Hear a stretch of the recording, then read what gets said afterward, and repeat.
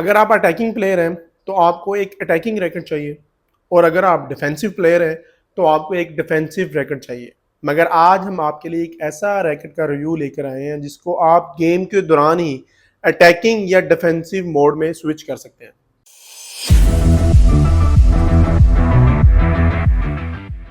Hello everyone, welcome to our new video. उम्मीद है आप सब लोग खैरियत से होंगे। और आजकल आपको पता है कि हम शॉर्ट्स भी बना रहे हैं, और अगर अभी तक आपने शॉर्ट्स नहीं देखे तो हमारे यूट्यूब चैनल पे या फेसबुक पे जाके आप शॉर्ट्स एंजॉय कर सकते हैं।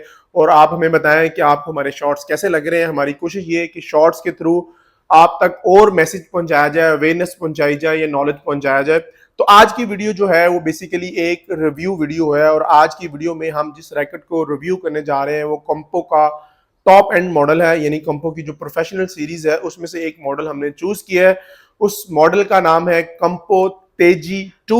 कंपो तेजी 1 ऑलरेडी आ चुका है, उसका हमने रिव्यू नहीं बनाया। हमारे पास कंपो तेजी 2 आया, हम उसका रिव्यू बना रहे हैं। सबसे पहले उसका फर्स्ट इंप्रेशन देख लेते हैं, और फर्स्ट इंप्रेशन के लिए हमें देखना होगा उसका कवर, जो कि पर्सनली मुझे बहुत अच्छा लगा। आपको याद होगा कि कुछ दिन पहले ही हमने एक यूनिक्स का रैकेट रिव्यू किया था, उसका कवर भी बिल्कुल ऐसे ही था, जिसके अपीयरेंस से लग रहा था कि जैसे वो कार्बन फाइबर से बना हुआ होता है और बहुत ही प्रीमियम और लग्जरी फीलिंग देता है। बिल्कुल ऐसा ही डिजाइन है कवर का, बहुत ही प्रीमियम पैटर्न है।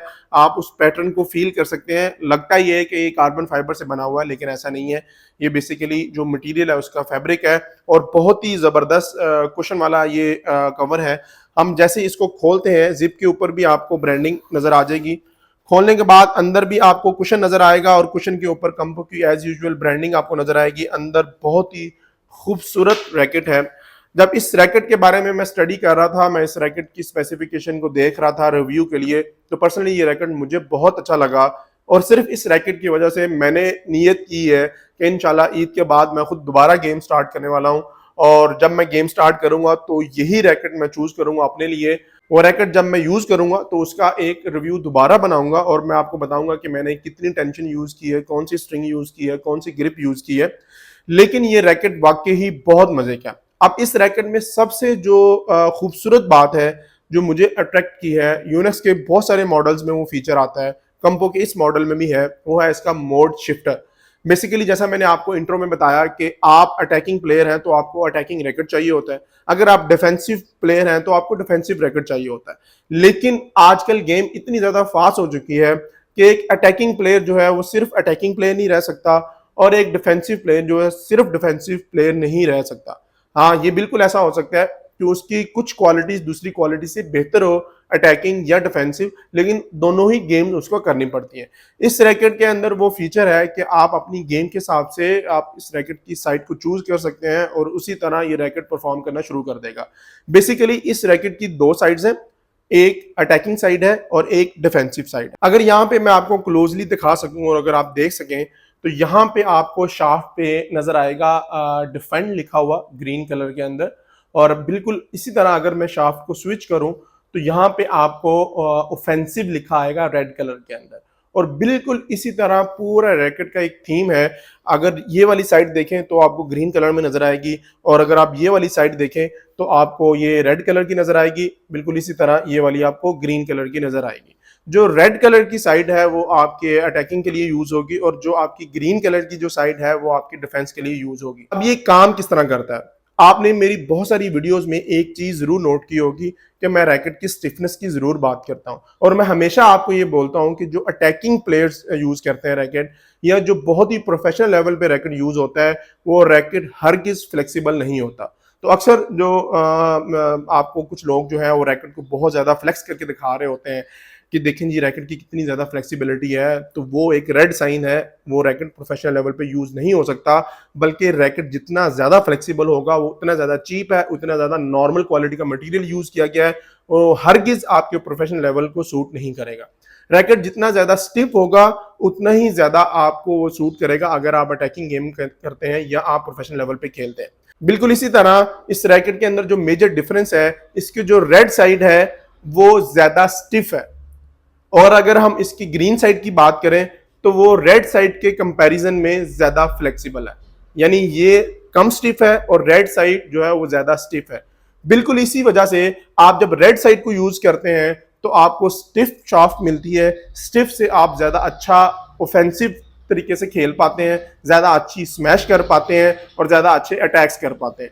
बिल्कुल अपोजिट वे में अगर आप डिफेंसिव खेलना चाहते हैं तो आप ग्रीन साइड को चूज करते हैं, जो कंपैरेटिवली ज्यादा फ्लेक्सिबल है as compare to red side, जिसकी वजह से आप ज्यादा अच्छे से डिफेंड कर पाते हैं, आप ज्यादा अच्छा नेट खेल पाते हैं। ये आपका ऑफेंसिव और डिफेंसिव साइड्स होगी जो इस रैकेट के मेजर फीचर्स है। अगर हम ओवरऑल इसकी स्पेसिफिकेशन की बात करें तो बेसिकली ये 4U कैटेगरी का रैकेट है, यानी 80 से 83 84 ग्राम आपको वेट मिलेगा। अगर हम इसकी टेंशन की बात करें तो कंपनी इसकी 30 LBS जो है इसकी ऑप्टिमम परफॉर्मेंस के लिए 30 LBS टेंशन जो है वो रिकमेंड करती है। आप 28 29 या 30 LBS जितना आप चाहें इस पे कर सकते हैं, इवन 35 LBS पे भी आप कर सकते हैं। ये बात हमेशा मुझे हर वीडियो में बतानी पड़ती है क्योंकि हमारे यहाँ ये बात इतनी ज्यादा जहनों में बैठा दी गई है कि जितनी ज्यादा टेंशन होगी उतना ज्यादा रैकेट अच्छा होगा। तो इसका ये मतलब नहीं है कि रैकेट 30 LBS पे लिखा हुआ है तो आप इसको 35 LBS पे कर नहीं सकते, लेकिन आपकी ऑप्टिमम परफॉर्मेंस जो है वो 30 LBS पे आएगी अगर आप 30 LBS जो है वो बियर कर सकते हैं। और अगर हम इसकी मटेरियल की बात करें तो high modulus nano carbon use किया गया है। यूजली जो हाई मॉडुलस कार्बन होते हैं वो भी बहुत अच्छा मटेरियल होता है, लेकिन अगर उस पे नैनो लेवल पे टेक्नोलॉजी यूज हो जाए तो मटेरियल को नैनो लेवल पे ट्रीट किया गया होता है तो उसमें जो छोटी छोटी इंप्योरिटीज होती हैं वो खत्म हो जाती हैं और रैकेट ज्यादा अच्छा रिस्पॉन्ड करता है, उसके जितने फीचर्स होते हैं वो ज्यादा उभर के बाहर आते हैं। अगर हम इसके फ्रेम की बात करें तो इसका फ्रेम जो है वो बहुत ही नॉन कन्वेंशनल है। यूजली आपको जो फ्रेम है वो ओवल बॉक्स या स्वॉर्ड फ्रेम नजर आता है, लेकिन ये इसका जो फ्रेम है वो बहुत ही यूनिक वे में डिजाइन किया गया है। अगर आप ये वाला पोर्शन देखें तो ये आपको स्वॉर्ड नजर आएगा, यानी यहाँ पे आपको एज नजर आएगा और यहाँ से आपका एयर फ्लो बहुत ही बेहतरीन होगा। अगर हम ये वाला पोर्शन देखें तो ये कंप्लीटली बॉक्स फ्रेम के अंदर है, यानी इस यहाँ पे रैकेट को ज्यादा स्ट्रेंथन मिलती है और यहाँ से आप यूजली जब भी आप रैकेट को स्मैश के लिए यूज करते हैं, अगर आपकी शटलकॉक यहाँ पे लगती है तो आपकी कभी भी वो स्मैश अच्छी नहीं जाएगी। जितना ज्यादा मिड होगी या ये यहाँ पे भी लगती है तो स्मैश आपकी बेहतरीन तरीके से जाएगी। तो बिल्कुल इसी वजह से इसका ये वाला जो पोर्शन है वो बॉक्स फ्रेम के अंदर बनाया गया है, यानी ज्यादा स्ट्रॉन्ग बनाया गया है, इसलिए बनाया गया है बॉक्स फ्रेम के अंदर कि ज्यादा ये पावर जनरेट कर सके। तो ये ओवरऑल इसकी सारी स्पेसिफिकेशन थी। अब लास्ट में अगर इसकी प्राइस की बात करें तो ये 66,000 रुपीज में पाकिस्तानी मार्केट में अवेलेबल है। आप बाय कर सकते हैं किसी भी अच्छे जो प्रॉपर प्रो बैडमिंटन शॉप्स हैं वहां से आप बाय कर सकते हैं। अगर उनके पास ये अवेलेबल नहीं है आर्टिकल तो आप रिक्वेस्ट कर सकते हैं, वो हमसे मंगवा के आपको ये दे सकते हैं। तो उम्मीद है ये वीडियो आपको अच्छी लगी होगी। अगर ये वीडियो आपको अच्छी लगी है तो कमेंट्स में आप जरूर बताएं और इसी तरह अगर आप किसी स्पेसिफिक रैकेट का रिव्यू देखना चाहते हैं या कोई कंपैरिजन देखना चाहते हैं तो वो भी आप हमें बता सकते हैं। इंशाल्लाह हम उस पर वीडियो बनाएंगे। आज के लिए इतना ही, दोबारा एक नई वीडियो में मिलेंगे, तब तक के लिए अल्लाह हाफिज।